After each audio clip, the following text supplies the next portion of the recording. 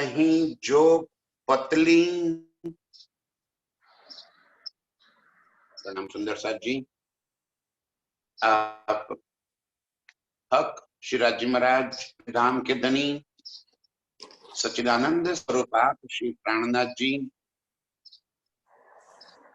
मूल स्वरूप का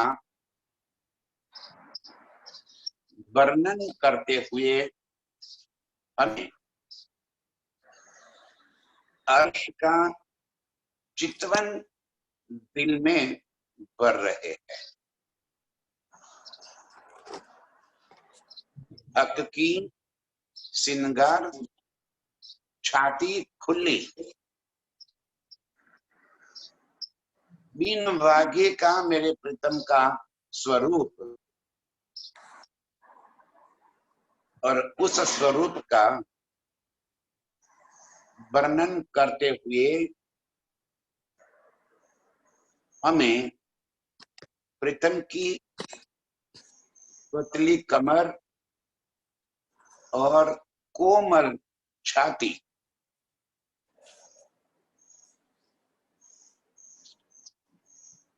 उस छाती का वर्णन करते हुए हमें कह रहे हैं, देख देख देखिए,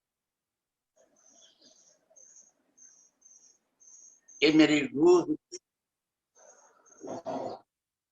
तो अर्श के उस स्वरूप को बार बार निहारती जा, देखती जा और अपने दिल में उस सुंदर स्वरूप को ऐसे भर दे कि कभी भी अपने दिल से दूर न हो सके।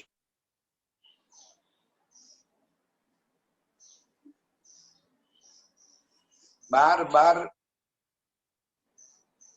देखने से हमें उस स्वरूप का एहसास ऐसा होगा, जब भी हम प्रीतम के साथ लीला में प्रवृत्त होंगे, तब उस स्वरूप का, उस अंग का आनंद और उस अंग की अनुभूति, वो लज्जत हमें महसूस होगी।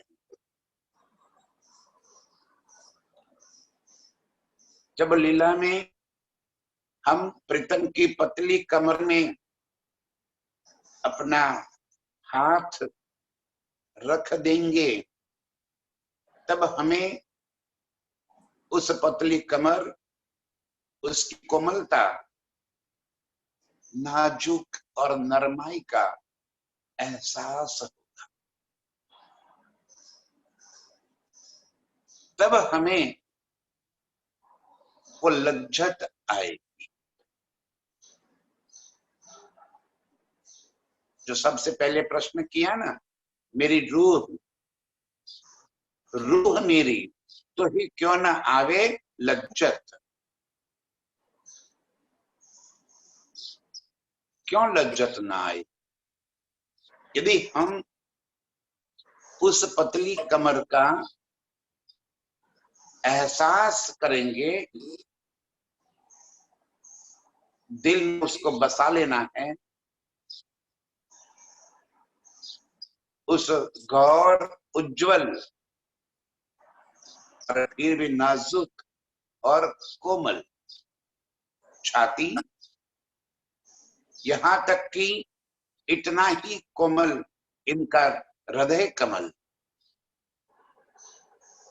उसकी कोमलता का एहसास होगा। वो लज्जत हमें दिल के अंदर आएगी। ये सारी बातें कोई ज्ञान की चर्चा नहीं है, ये अर्श का सहूर है।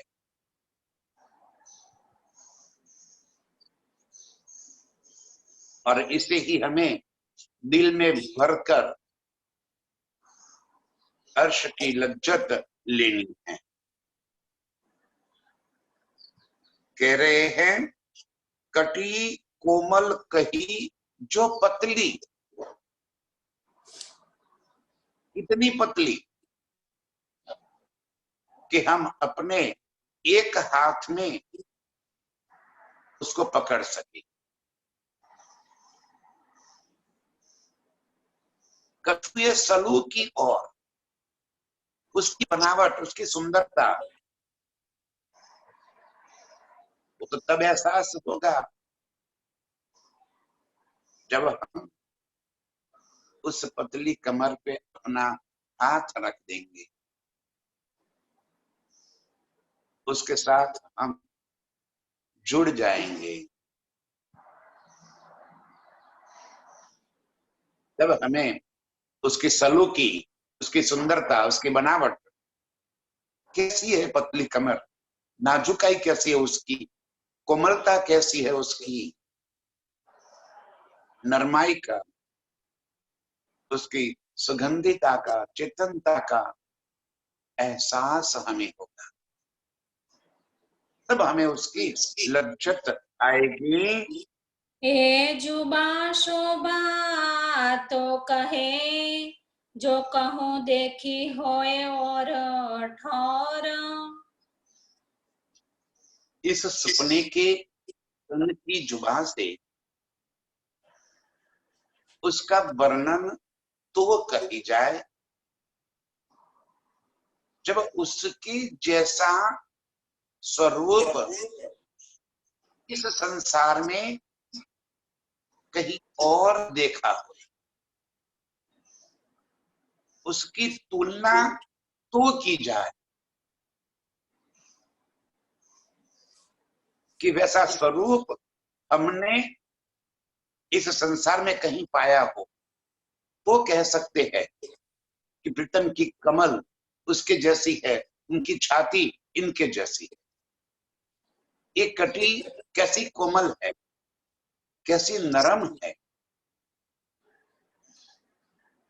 ये जुबान से उसका वर्णन करना असंभव है। अर्श की किसी भी चीज का वर्णन करना नामुमकिन है, असंभव है। लेकिन यदि मेरे प्रीतम कह रहे हैं कि मैं अपनी रूह को ये बात न कहूं, तो मेरी रूह कैसे वो सुख ले पाएगी।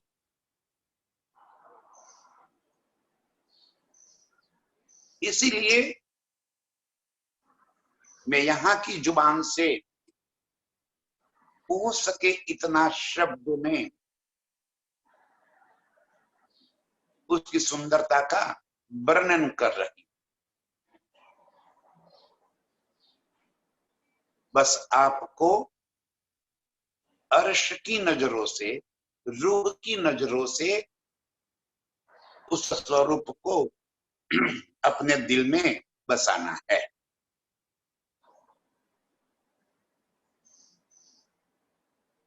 उसकी बराबरी कर सके ऐसी कोई चीज इस संसार में हो गई, तो कहते हैं कि मैं उसकी तुलना करके आपको बता सकूं, लेकिन उसकी बराबरी कर सके, उसकी तुलना में आ सके ऐसी कोई चीज इस संसार में है ही नहीं। अब किन शब्दों से आपको मैं समझाऊं। जैसे यहाँ कोमलता के लिए कोई बात बतानी हो तो हम फूल की पंखुड़ियों का एग्जाम्पल देते हैं। गुलाब की फूलों की पंखुड़ियों जैसी कोमलता, या तो कमल के फूल की जैसी कोमलता, नरमाई, क्योंकि इससे कोमल और कुछ हो नहीं सकता। लेकिन वो कोमलता कमल के फूल जैसी नहीं है, उससे भी कई गुना ज्यादा कोमल और सुंदर। लेकिन करे तो करे क्या? इस संसार में और कोई चीज नहीं है कि जिसे शब्दों में ला सके। ऐसी वो सुंदर मेरे प्रीतम की कटी, अति कोमल सुंदर, उसको आप दिल में धारण करे।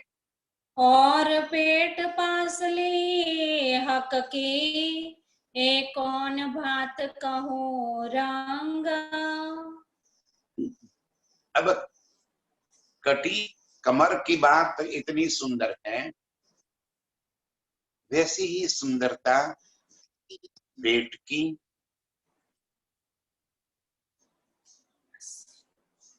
कमर इतनी पतली है तो पेट तो बाहर निकला होने की कोई संभावना ही नहीं है। और उसके ऊपर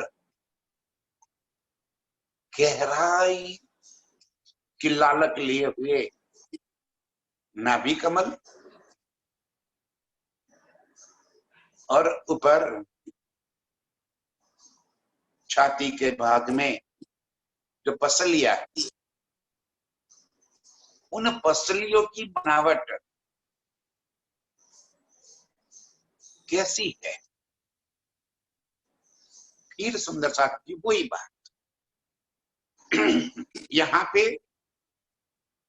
हमारी छाती के भाग में जो पसलियों के पिंजरा बना हुआ है, जैसे पिंजरे की अर्श में आवश्यकता नहीं है, और फिर भी आप प्रीतम की छाती और उनके पसलियों का बगलों तक का जो शोभा है, जो सुंदरता है, जरा उसको देखिए तो कहीं कि कैसे गौर उज्जवल रंग का वो स्वरूप दिखाई दे रहा। अपने दिल में वो सुंदरता को धीरे धीरे करके बसा लो। रोह देखे सहुरा अर्श के, और कौन कहवे हक अंग। रूह देखे सहूर अर्श की। रूह अर्श की नजरों से, अर्श के चितवन से ये सुख पा सकती है। रूह की सीमा और कोई न तो इसका वर्णन कर सकता है,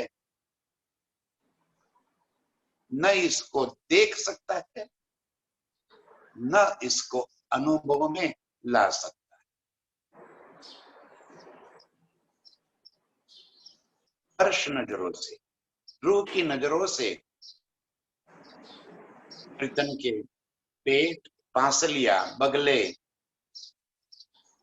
और ये सुंदरता जो है वो जरा देखिए तो सही, कितनी कोमल और नाजुक है वो। ये सपने की नजरों से, सपने के जैसे तन ऐसे ही देखना चाहेंगे तो वो स्वरूप कभी भी नजरों में नहीं आएगा।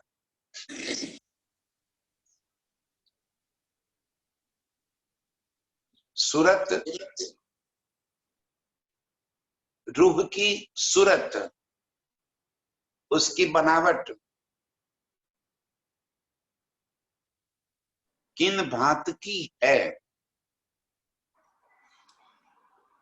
इस बानी सहूर करके उस मूल स्वरूप को अपने दिल में बसा लीजिए। पासे पाखड़ी बगले, शोभित बंधो बंद। पासे पाखड़ी बगले, कैसी है वो पसलियां? जैसे कोई खिला हुआ पुष्प है और उसकी पंखड़ियों जैसी उसकी कोमलता, नाजुक और नरमाई।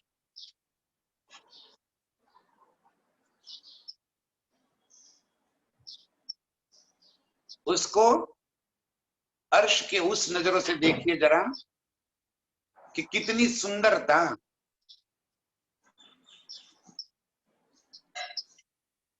उस पासे पाखड़ियों के अंदर जब हम प्रीतम की छाती में अपना सिर रख देते हैं, मुंह छिपाते हैं, अति लाड अति प्यार जब दिल के अंदर भर आता है, तब हम प्रीतम को आलिंगन करते हुए उनकी छाती में अपना मुख रख देते हैं, तब हमें इन पसलियों की कोमलता का एहसास होता है। जैसे हमारा पूरा सिर प्रीतम के छाती के अंदर चला जाता है। इतनी कोमल, इतने नाजुक फूल की कलियों के जैसी बगले, पासे और पसलियां एक दूसरे के साथ ऐसे गुंथी हुई एहसास करते हैं हम। वो अनुभूति तब हमें आती है जब हम अपना मुख प्रीतम की छाती में छिपा लेते हैं। जब प्यार अधिक छा जाता है, जब सुख अधिक छा जाता है, जैसे हर पल वो सुख वो प्यार प्रीतम देते ही रहते हैं, लेकिन जैसे मांग में सिंदूर भर दिया तो हम इतने अधिक रोमांचित हो जाते हैं, अपने आप को रोक नहीं पाते और प्रीतम की छाती में अपना मुख छिपा लेते हैं। तब हमें इन बांसलियों का, नरमाई का, उसकी सुंदरता का अनुभव, लज्जत, उसकी अनुभूति, उसकी कोमलता हमें समझ में आती है। अंग रंग खूबी खुशालिया पारना सुख सनंद। अंग रंग खूबी खुशहालियां, प्रीतम के अंग अंग के रंगों की बनावट इतनी सुखदायी, इतनी खुशी भरी हुई, जैसे इसको स्पर्श करते ही मन मोर बन के नाच उठता है। उसकी सुंदरता का एहसास तुम्हें तब होता है। प्रीतम की छाती की कोमलता और उसके रंगों की शोभा, उसका हमें तब जाके एहसास होता है। जो वर्णन सुपन स्वरूप की ये भी होत विदहीन।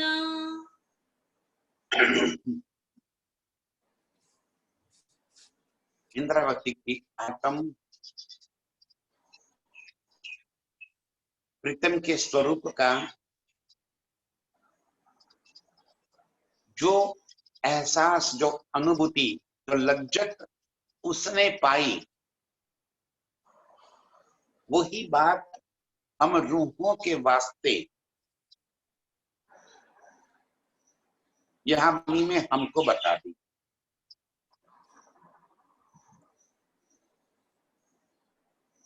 कहते हैं जैसे सुपन का स्वरूप है,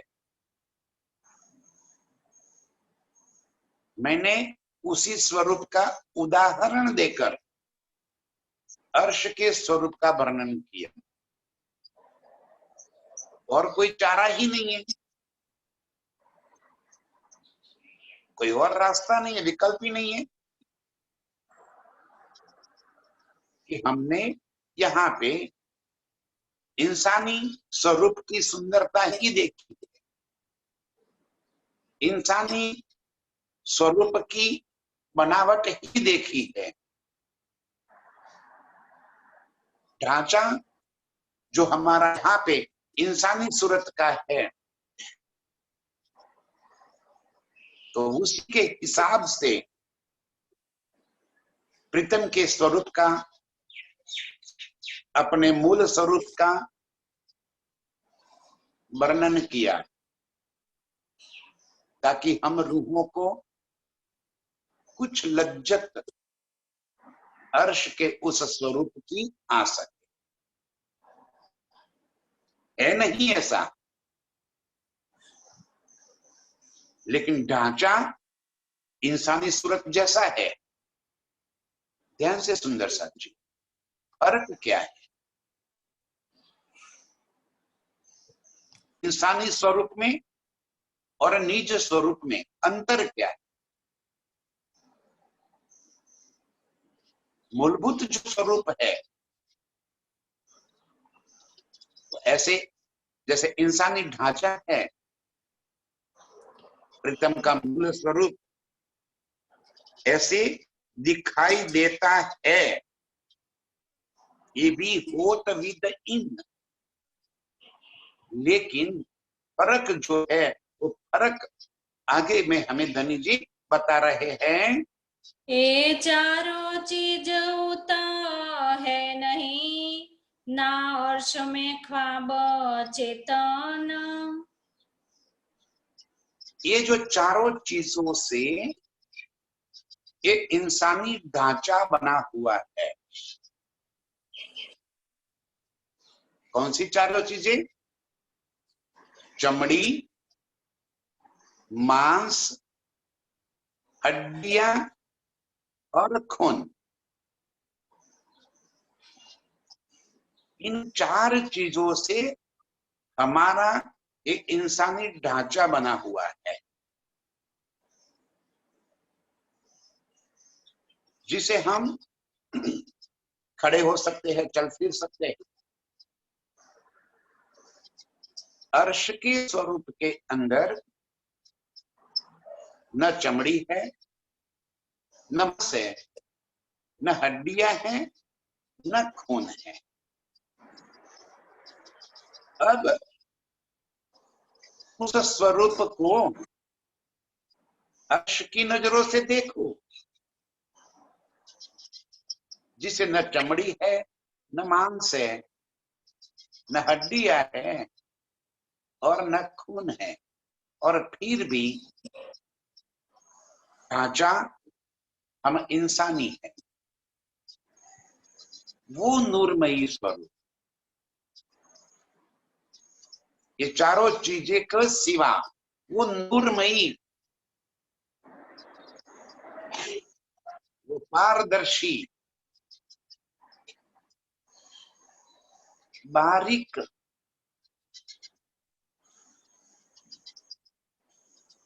वो स्वरूप, और उसके अंदर ये सुपन की चेतना, माने कि जीव, मूल चेतना और सुपने की चेतना, जिसे हम यहाँ पे जीव कहते हैं। इस शरीर को चेतन रखने वाला जीव है। अर्श में जीव नहीं है, लेकिन चेतनता तो है, और वहीं से चेतनता यहाँ पे आई है।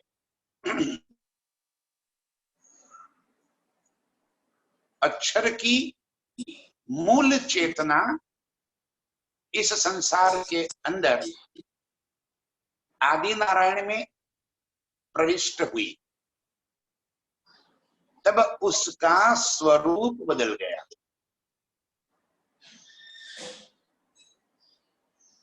सपने की चेतना में और मूल स्वरूप की चेतना में बहुत अंतर होता है।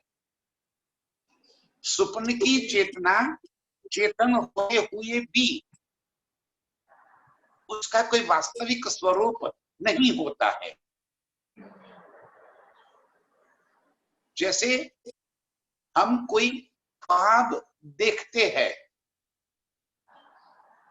और उस ख्वाब में हम अपने आप को भी देखते हैं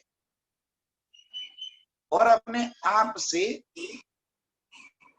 हम बहुत सारी लीलाएं भी करते हैं, बहुत सारी बातें करते हैं, प्रवृत्तियां करते हैं, झगड़ा करते हैं, शॉपिंग करते हैं, आते जाते हैं, बहुत सारे काम करते हैं। वो चेतन ही स्वरूप दिखाई देता है हमें, लेकिन वो ख्वाब का स्वरूप है। वो चित्रण दिखाई देने के बावजूद वो चेतन नहीं है। यदि वो स्वरूप ही नहीं है, जो ख्वाब हमने देखा उसका कोई वास्तविक अस्तित्व ही नहीं, और फिर भी हमारी स्मृति में रहता है, हम अनुभूति करते हैं। कई बार हमें ऐसी अनुभूतियां भी होती है।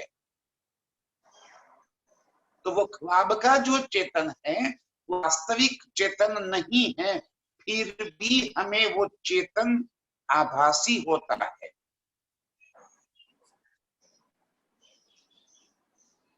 और जो ख्वाब का चेतन होता है वो वास्तविक चेतन से कोई मतलब ही नहीं होता है इससे,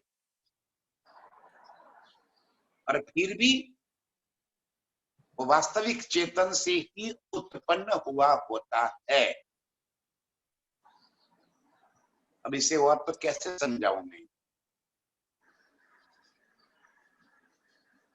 मेरे धनी यही बात हमें अर्श के, मेरे प्रीतम के स्वरूप और हम रूहों के मूल स्वरूप की चेतनता के बारे में बता रहे हैं।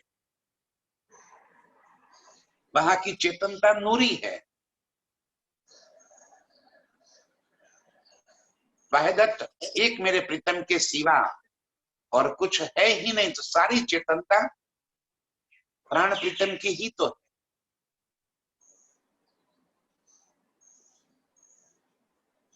अब उस मूल स्वरूप का वर्णन करना है।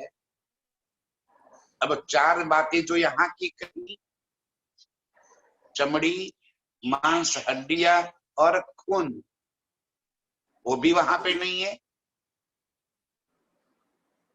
और जो जीव यहाँ पे है, जो इस शरीर को चेतन रख रहा है, वो जीव, वो चेतनता भी वहां पे नहीं है। अर्श की चेतनता, नूरमयी स्वरूप और नूरमयी चेतनता।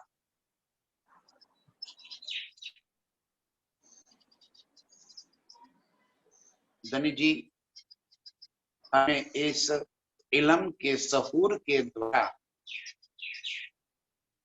इलम के चितवन के द्वारा अर्श के स्वरूप से परिचय करा रहे, क्योंकि इसके सिवा और कोई रास्ता नहीं है। मूल स्वरूप को देखने के लिए ख्वाब में, इस संसार में इलम के चितवन के सिवा, इलम के सहूर के सिवा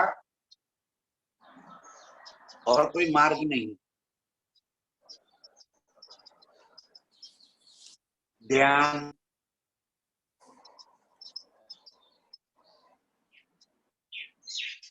या तो और जो ऋषि मुनि ने आज तक तप किए, हिमालय में जाकर बैठे हैं, कई सालों साल तप करते रहते हैं, कभी भी उनकी सुरता वहां तक नहीं पहुंच पाई। इलम इलम के सहूर से, इलम के ही चितवन से अर्श के मेरे प्रीतम के स्वरूप को और निज स्वरूप को हम ख्वाब के अंदर देख सकते हैं। लेकिन करे तो करे क्या? अर्श का जो स्वरूप है, जो नूरमयी स्वरूप है, उसका शब्द में वर्णन करना संभव ही नहीं है।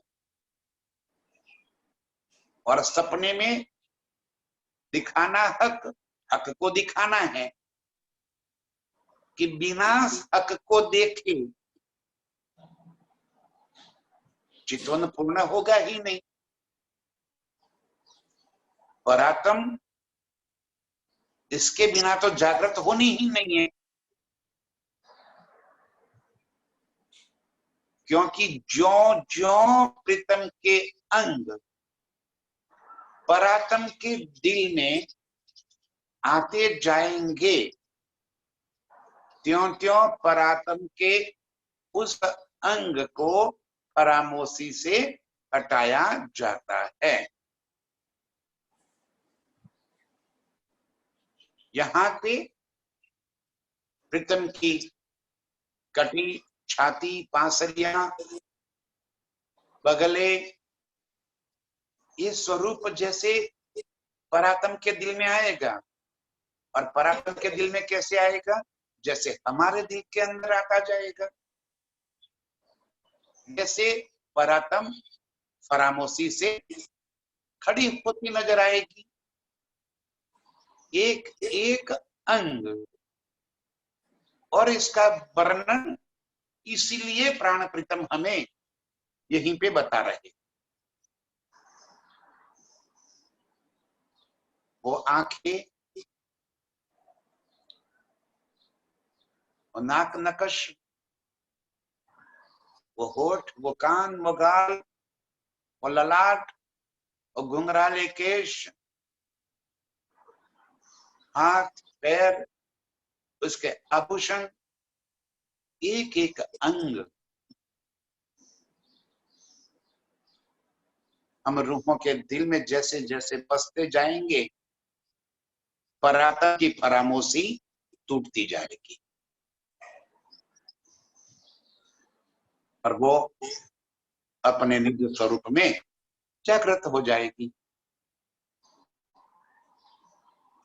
लेकिन वर्णन करते हुए इसीलिए धनी जी हमें ये बात समझा रहे हैं कि हम यदि इंसानी ढांचा तो है, लेकिन इंसानी स्वरूप के जैसा स्वरूप देखना चाहेंगे तो यहाँ की वो चारों चीजें, फिर वही बात, चमड़ी, मांस, हड्डियां और खून, और यहाँ की चेतनता, जीव, वो अर्श में है ही नहीं। अब उसके बिना उस स्वरूप को हमें दिल में धारण करना है। ये वर्णन अर्शांग होत है, ले मसाला इत का। ये वर्णन हक अर्श अंग होते, अर्श के उन अंगों का वर्णन कर रहे हैं। ले मसाला इत का, क्योंकि हमारी नजरें ख्वाब नजरें हैं और ख्वाब नजरों में ख्वाब के सिवा और कुछ आ नहीं सकता। इसीलिए यहाँ का मसाला लेकर अर्श के स्वरूप का वर्णन कर रहे, और फिर भी हमें जता रहे कि यहाँ पे ये जो चार चीजें और चेतनता जीव यहाँ पे है वो अर्श में नहीं है। उसको बाध करके हीर प्रीतम के स्वरूप को जरा निकालो। वो जो स्वरूप हम देखे उस स्वरूप में से यहाँ की एक ख्वाब की चारों चीजें और जीव उसको निकालकर उस मूल स्वरूप का अब जरा लाहा लीजिए, लज्जत लीजिए। अब देखिए उस स्वरूप को वर्णन करते समय यहाँ का मसाला लेना ही पड़ता है। इसीलिए कहा कि पतली कमर, नाजुक पेट, पसलियां, बगले, पासे, लेकिन फिर भी पसलियां दिखाई देती है लेकिन हड्डियां नहीं है। अब बिना हड्डियों की पसलियां कैसी है?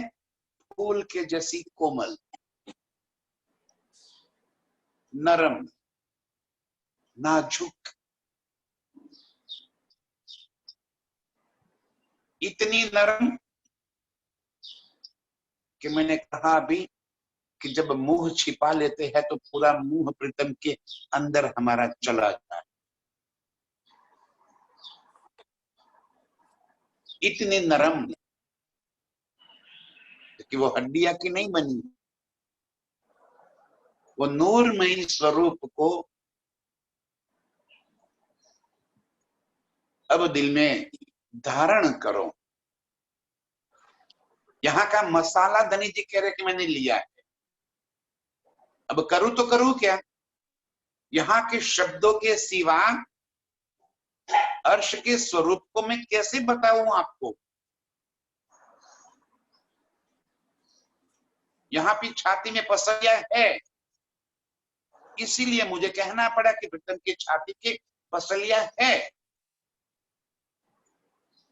क्योंकि वो छाती दिखाई दे रही। लेकिन जब स्पर्श करेंगे, लज्जत लेंगे, अनुभूति में आएगा, तब पता चलेगा वो हड्डियां का बना हुआ ढांचा नहीं है। ऐसी कोमल, नाजुक, नरम प्रीतम स्वरूप को यहाँ मसाला का सिवा उसे उस स्वरूप को दिल में धारण लेकर उसकी लज्जत ले लो। ताथे किन विध रुहा कहे, नाजुबा पहुंचे शब्द बाका। और करूं तो करूं क्या? इंद्रावती कह रही है कि मेरी रूह मूल स्वरूप को बताना चाहती है, उसका वर्णन करना चाहती है, क्योंकि जो मैंने देखा है, जो सुख मैंने लिया है, लज्जत मुझे मिली है, वो मेरी सभी रूहों को मिले। अब करूं तो करूं क्या? यहाँ का शब्द अर्श में नहीं पहुंच सकता, और अर्श का स्वरूप का वर्णन करने के लिए यहाँ पे कोई शब्द नहीं है।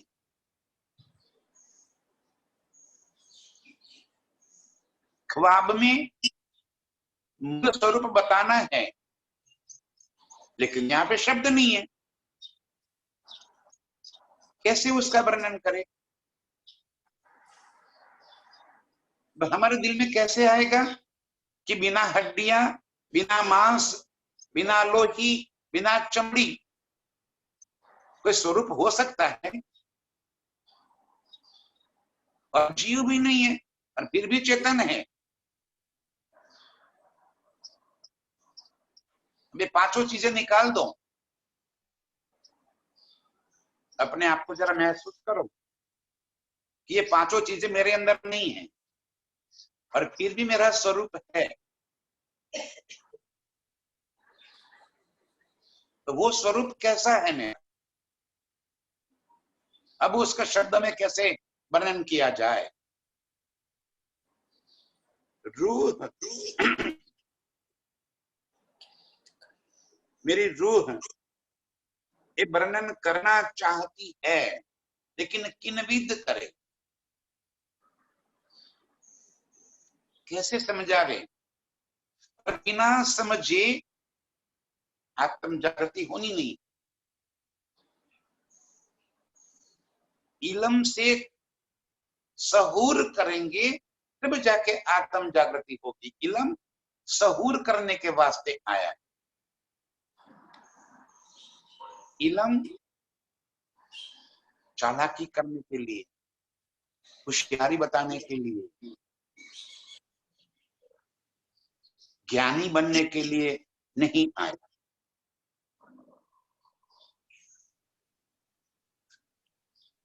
ये इलम हमें अर्श के स्वरूप को समझाता है, ताकि उससे हम सहूर ध्यान चितवन करें, उस स्वरूप को दिल में बसा ले।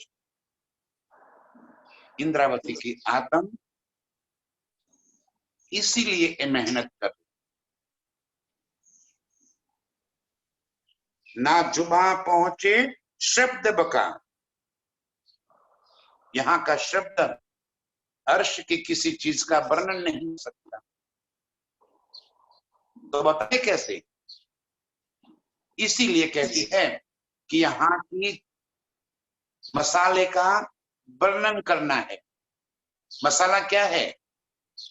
ये पंच भौतिक चीजें जो है वो यहाँ का मसाला है, और इसीलिए इसका शब्द में प्रयोग किया। प्रीतम के स्वरूप में और अर्श में, सब जगह पे यहाँ के मसाले, मतलब यहाँ के पंच भौतिक चीजों का उदाहरण देकर अर्श की उस बातों का, उस स्वरूप का, उस लीला का वर्णन कर रहे, ताकि जो मेरी रूह है वो तो वो सुख सुख को पा लेगी, जाकी असल हक निस्बत। जो अर्श की रूह है वो इस इशारों से मूल स्वरूप का सुख ले लेगी। बस एक इशारे किए मैंने, इस इशारों से उसके सुख मिल जाएगी, बाकी उलझते रहेंगे।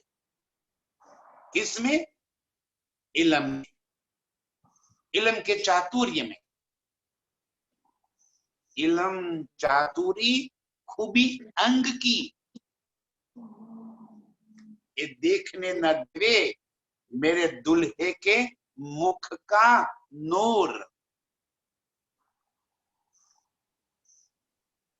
इलम से इस अंग का चातुर्य हो सकता है। इलम बुद्धिमता का काम नहीं, इलम का सहूर चितवन, वो हमें अपने निज स्वरूप की शोभा, निज स्वरूप का स्वरूप आनंद, लीला, लज्जत, सुख, वो सारी बातें हमें समझ में आ जाती। अब जो अर्श की रूहें है वो यहाँ के मसाले को हटाकर निज स्वरूप को चित्त में धारण कर लेगी। इसके सिवा और कोई इलाज है ही नहीं। इंद्रावती की आत्म तड़प रही है कि क्या करूं, मेरी रूहों को अपने प्रीतम के स्वरूप की जल्द से जल्द पहचान करा दूं।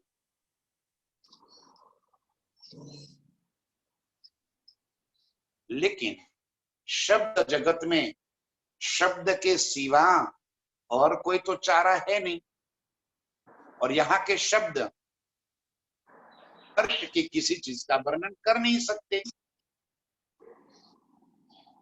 इसीलिए यहाँ के मसाले का वर्णन करके मैं अपनी रूहों को अर्श के मूल स्वरूप की पहचान करा रही हूं। जो अर्श की रूहें है वो इसका लाहा, इस लज्जत निश्चित रूप से पा सकेगी। जो अरवा होय अरश की, सो की जो इलम सहूर। शर्तों के अधीन, ये सभी के लिए नहीं। जो अरवा होवे अर्श की, ये सबके बस का रोग नहीं है।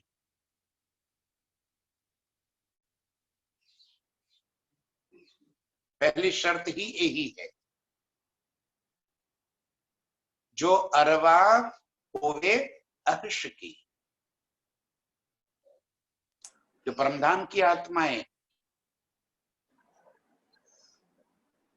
जो मूल स्वरूप की नजर, चेतना इस ख्वाब जगत में जिस तन के माध्यम से एक खेल देख रही है, वो अरवाहे अर्श की है।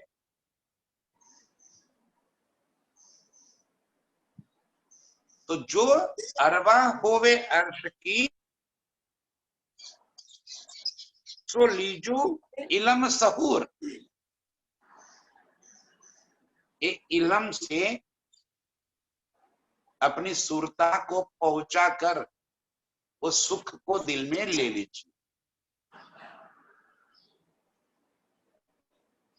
वही इलम से चितवन कर पाएगी।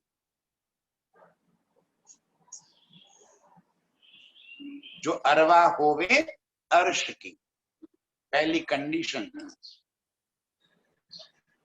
ये सारी दुनिया के वास्ते नहीं है।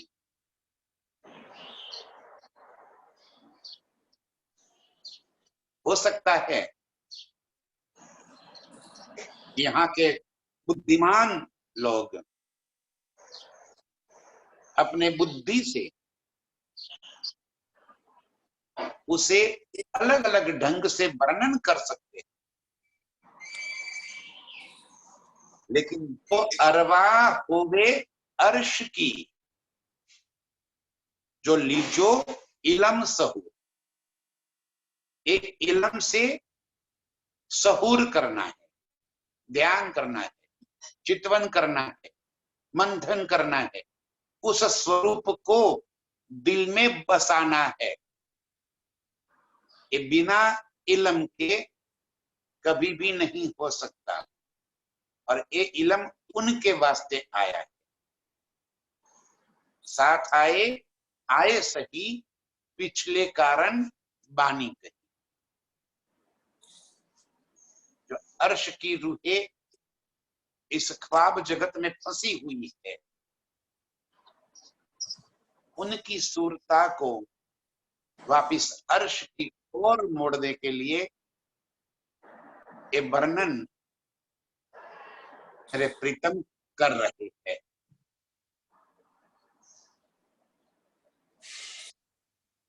और इलम से ही सहूर करके हम मूल स्वरूप की नजरों से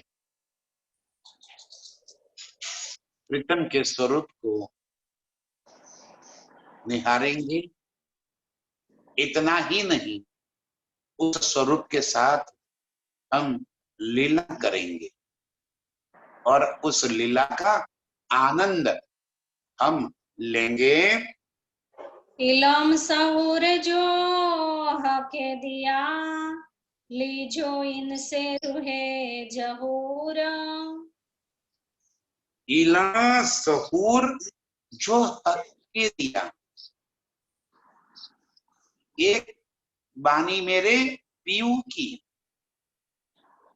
मेरे धनी जी हम रूहों के वास्ते एक इलम लेकर आए और आज एक इलम से सहूर भी मेरे प्रीतम करा रहे। ये ख्वाब की बुद्धि कभी भी अर्श का सहूर नहीं कर सकती। इसलिए उन्होंने आगे के चरण में कह दिया, जो अरवा होवे अर्श की। अर्श की जो रूह है वो एक इलम सहूर जो हक के दिया। मेरे प्रीतम ने इस इलम से जो समझदारी हमें प्रदान कर दी, एक इलम से जो हमें समझाया, तर्क वितर्क से दूर रहकर जो मूल बातें हैं वो हमें समझा दी। सहूर तर्क वितर्क नहीं कराता, सहूर हमें निश्चितता देता है, निश्चितता प्रदान करती है। और एक इलम हमें निश्चितता प्रदान कर रही है, तर्क वितर्क की बातें नहीं है। सहूर में कभी तर्क नहीं होता। सहूर तो वो है जो इन शब्दों से ही मूल स्वरूप नजर में जाती और वहां से नजर ही न हटे।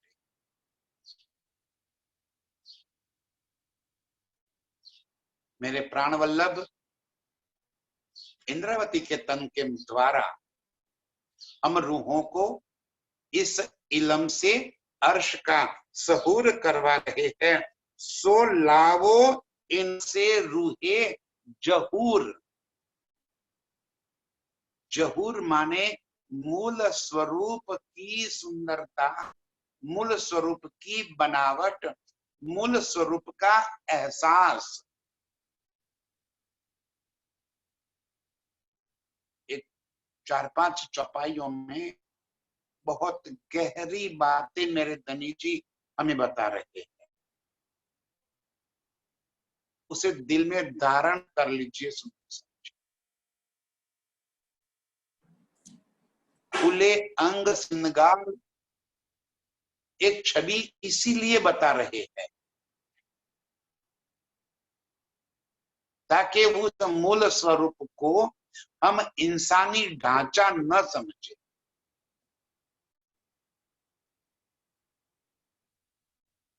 और इस इलम से, इन शब्दों से अर्श की रूह का जहूर, जहूर माने मूल स्वरूप,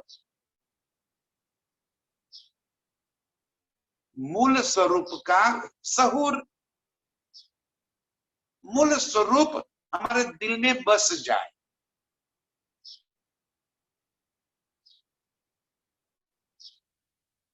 ये ख्वाबी शब्द जो है वो शब्द अपने आप उड़ जाएंगे और तब हमें मूल स्वरूप की खूबियां, मूल स्वरूप की सुंदरता का लज्जत हमें आएगी। कैसे बताऊं मैं, इससे आगे कोई शब्द ही नहीं है। अब जब मूल स्वरूप चित्त में आ जाएगा तब न वागा, न वस्त्र, न हार, न आभूषण, न नंग, न रंग, न ज्योति, न कुछ भी नहीं। सब कुछ उसमें से बाध हो जाएगा, निकल जाएगा।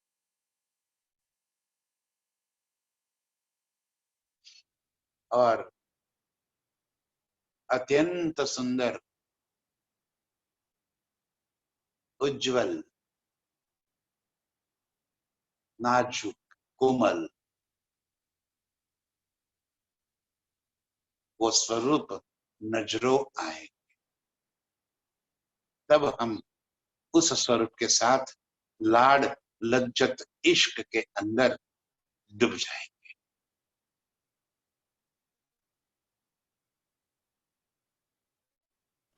शब्द यहाँ के वर्णन करके हमें अपने मूल स्वरूप का जहूर बता रहे हैं।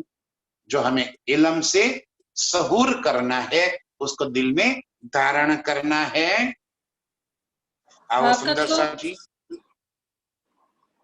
समय हो गया।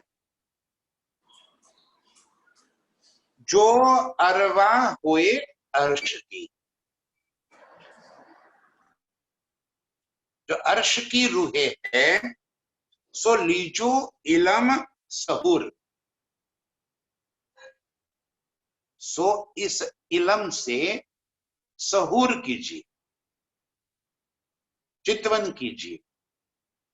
इस इलम से मूल स्वरूप को दिल में बसाने का कार्य कीजिए।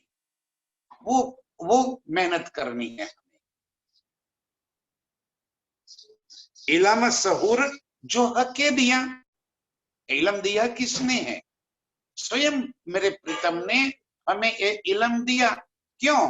ताकि लीजो इनसे रूहे जहूर, ये मेरी रूहे इस इलम से आप अर्श के स्वरूप की सुंदरता को अपने दिल में बसा लीजिए। वैसे इस इलम से सहूर करके प्रीतम के स्वरूप को दिल में बसाने वाली सभी रूहों के चरणों में कोटि कोटि प्रणाम। लीजो